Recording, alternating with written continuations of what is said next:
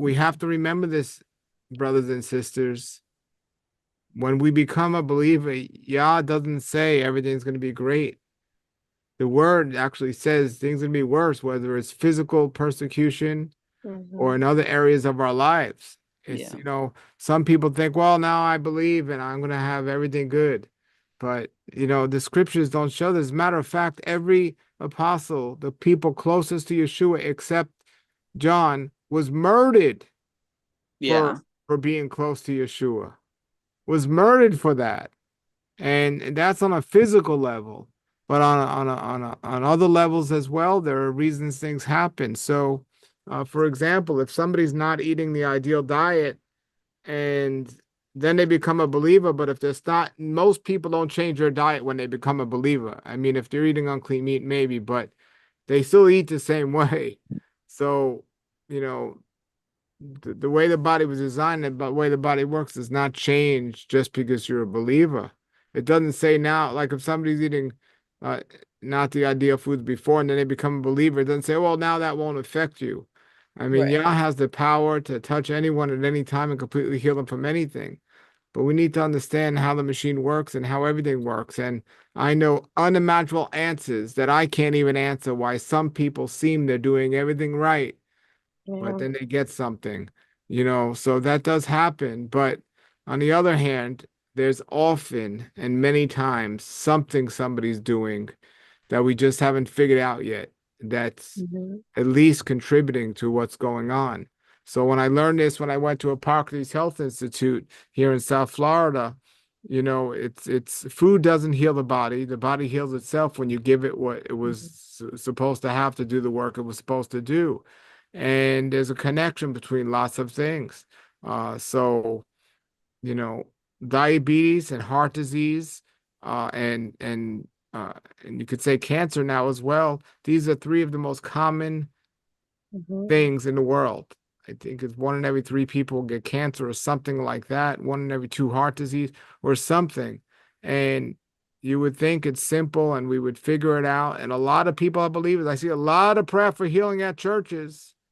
And I stand there, I said, well, why is it, according to the book, we should be having great health. Why are people praying for healing? We should be Yeah. praising him for our great health. A lot of people praying for healing. Hmm.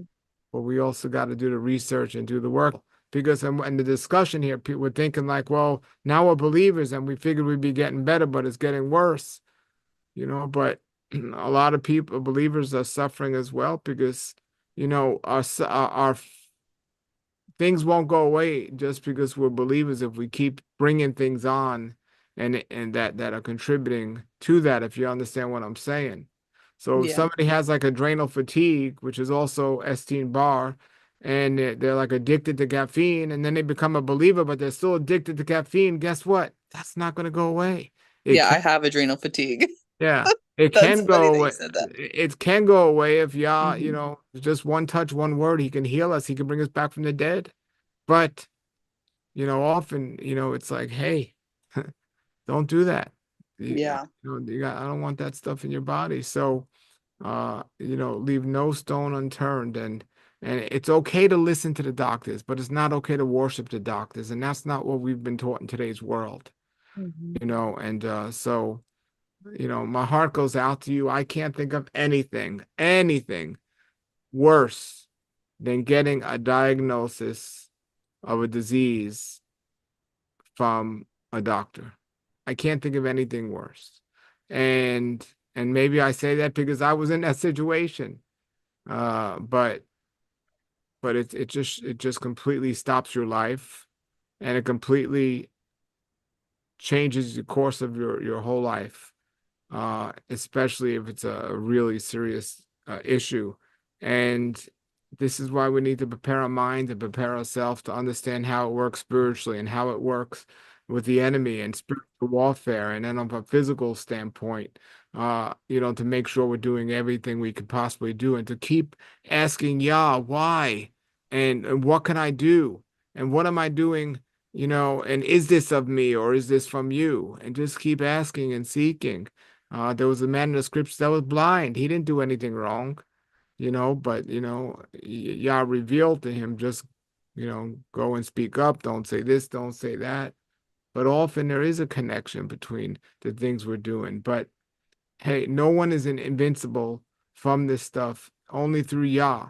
And I'm not invincible. I mean, I pray it doesn't happen, but somebody, look, after 15 years of not having any reoccurrence or issues with my illness, I done something stupid and it started to feel pain again.